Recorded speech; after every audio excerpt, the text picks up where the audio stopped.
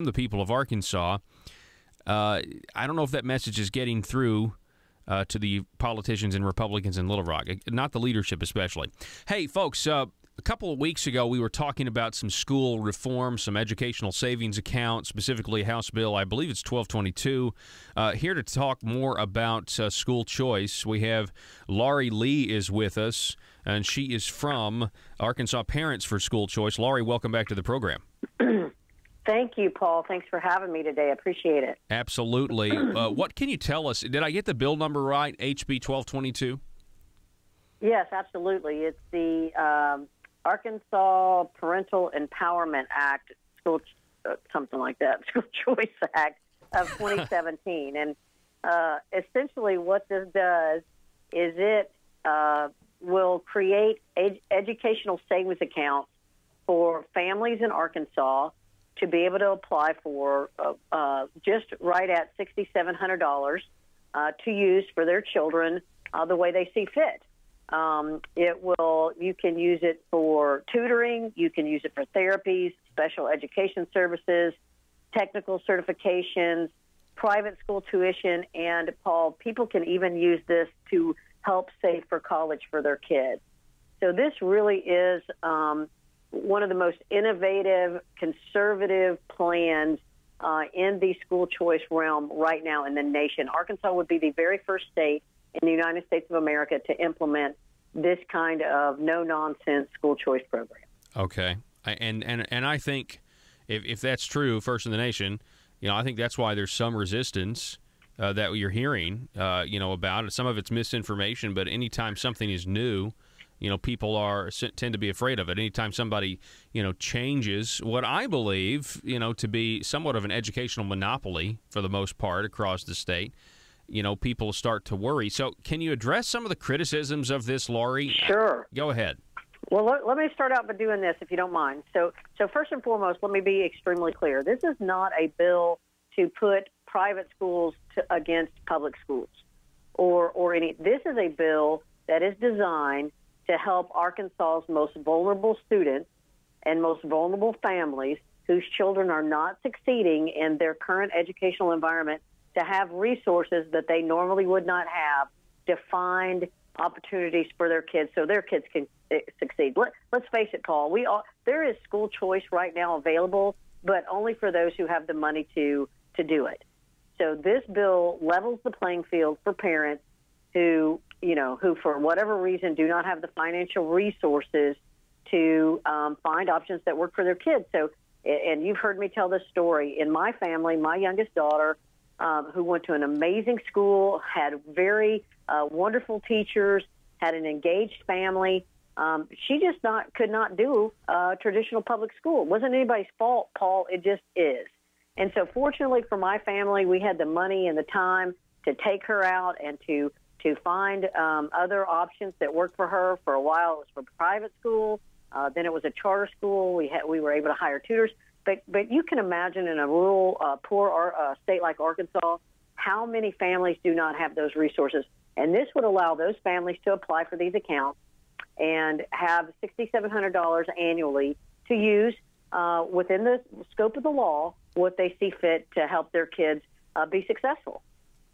And it could also go towards, I don't think you mentioned this, I think it's intriguing that it could also go towards, taking online classes for college and things like that. It could go to help pay for books as well. Is that correct? Oh, absolutely. There's a list, and the bill is HB 1222. You can go to the ARC website, and I just pulled up the most recent amendment here. Let me get this. But here are the things that you can actually do that are lined out in the bill, and it would be limited to this scope. So, like you said, I'm sorry. Go ahead and ask me your next question, and I'll get to the list. All right. So you addressed one of the criticisms. This is not a bill that would put private school against public school. When I covered this about a couple of weeks ago, and we were talking about it, and I got calls from people I hadn't heard from in a while, teachers who I knew growing up, and they were saying, Paul, I can't believe you would support this. And I started asking, okay, have you read the bill? And the answer was no.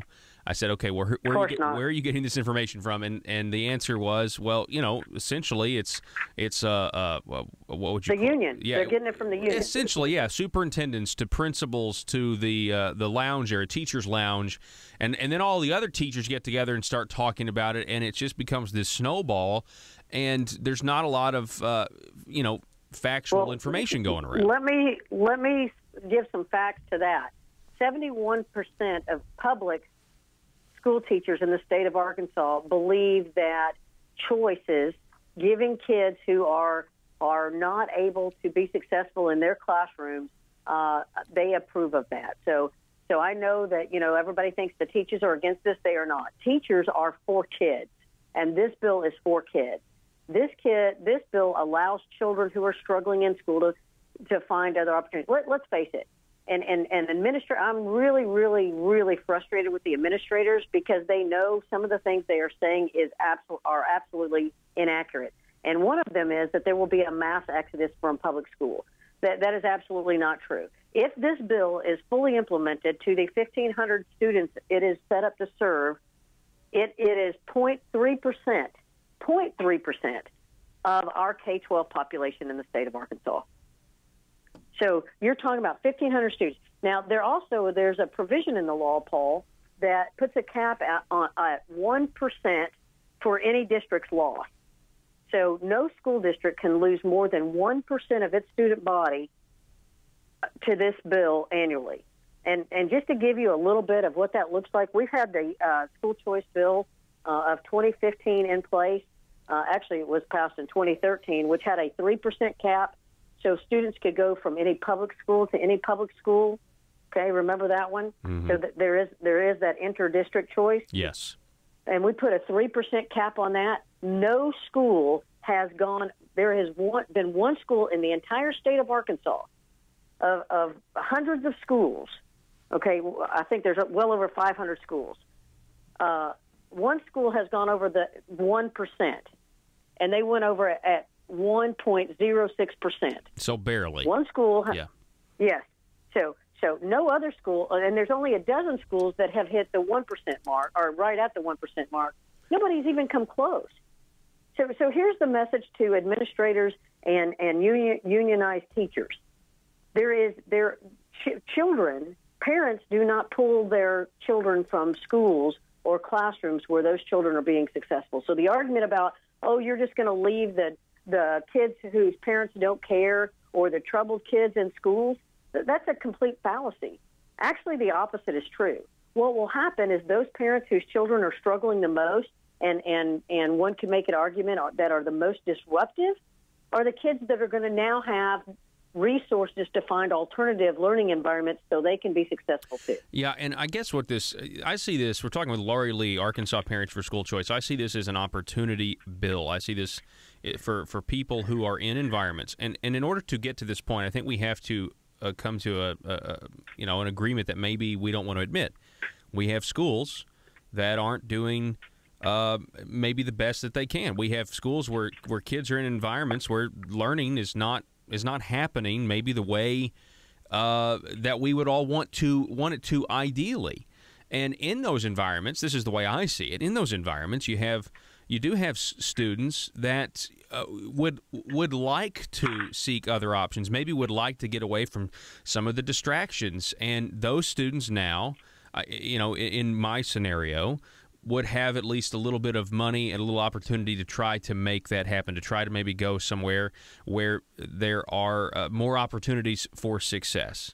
And maybe that's wrong of me to say, but that's the way I see this, and I see it as the beginning of giving people who need opportunity more of it. And you're absolutely right, but let me again say and be very, very clear that the intent of this bill is not aimed at failing schools. The intent of this bill is aimed at giving parents who don't have the financial resources to use for their kids to be successful. Now, again, the very wealthy or the moderately wealthy or those people who can go out and get 2 or 3 jobs or have, both parents working, then, they can most of the time find it. But, there are there are thousands of Arkansas parents or families who struggle financially in this state, whose children need more than what they can get at the traditional public school they are in. And quite frankly, sometimes those are the most expensive students there are. And so it really frustrates me that the protectionists, the superintendents and the teachers unions would insist on preying on teachers and telling them things that they know are absolutely untrue. And great teachers and smart teachers know that those facts aren't right. And so, they're the ones that say, look, we need options. But there are those who, they've been in the system for so long and they trust their superintendents and they trust their administrators. But those people, by and large, have proven through this issue that they are more interested in protecting their jobs and their cabals than they are in the welfare of the Arkansas kids. Yeah, and you know what? I hate to say it that way, but that's just true. Yeah, current funding streams. You want to make sure you don't lose money. It all comes down to the money, and at some point, I mean, this is a whole other argument, but the public school and our education system, it's very expensive. It uses a lot of money, and to think that what we have going on now is untouchable and is the best we can do, I disagree with that. So I want new ideas. I think this is one of those new ideas, Laurie, and that's why I think it's a good idea. And I appreciate you coming on the program. What's the status of the bill? Where does it go next? Well, here's one more thing I want to talk if we got time. Yeah, we do. We got a couple minutes. People are saying it's going to take away from general revenue. That is an absolute fallacy. So how this works is we have 486,000 students in Arkansas, give or take, K-12 kids. The state is responsible for educating all 486,000 of those. So now you have to decide, are we going to spend anywhere from $9,000 to $20,000, depending on the kid's situation? We have students in Arkansas that go to public schools that we know cost more money. Kids with disabilities, kids with all kinds of learning disabilities. So we spend anywhere on a state level from $9,000 to pick a number. Now, do we do that, or do we allow those people who are struggling to get $6,700 and use it to find alternatives that work for them? So in effect, we are saving, this is a fact, $3,300 on average per student that takes advantage of this program. It should be pointed out that 30 other states have school choice programs. No state has ever lost money in a school choice program. They have all saved money. And most recently, Alabama saved $29 million with a tax credit program the first full year. Now, what could the state of Arkansas do with $29 million? I would say a lot. Yeah, I would agree. So if the legislature is looking for money, this is a great way to save money. Okay, they keep talking about how we've got to have all this money and we need to save on taxes and we need to do these things. This is a great way. So here's what your listeners can do. The bill goes to the Education Committee next Thursday at 10 a.m. here at the Arkansas State Capitol. I would ask you to go to the Arkansas Parents for School Choice website. We're on Facebook. We're on Twitter. It's ARP, the number 4, SC, like in schoolchoice.org. ARP, the number 4, SC.org. And there's a list of all of the committee members for the Education Committee listed there, and their public phone numbers and email addresses. And I would ask your audience, if school choice is important to them and they think that the families in Arkansas that don't necessarily have the resources to find educational options for their kids, if they would call and respectfully ask these members to make sure that this gets out of committee and gets put on the floor for a vote, then I think that we have a winner. And I can give you my personal cell phone number, and if people have questions, I invite the administrators to give me a call and ask me the questions that they have, because there's some crazy stuff, Paul, going on out there. Yeah. Well, give your number out, Laurie. You might get a phone call from some of them. Well, you have them call me. My number is 501-258-6353. And if you know Paul Harrell or email him, Paul, you can give my phone number to anybody anytime. All right. So if they call you and want it. But we would ask people, if they're in the area or can get here, to just come and show your support. Yeah. You know what? Find these folks on Facebook and say, look, we really support this. We think parents, not the government, should be making choices, and we need you guys' help. All right. Laurie Lee, we appreciate it. Thank you so much. Okay. All right, honey. Thanks. Folks, we're going to break. 870-275-9799.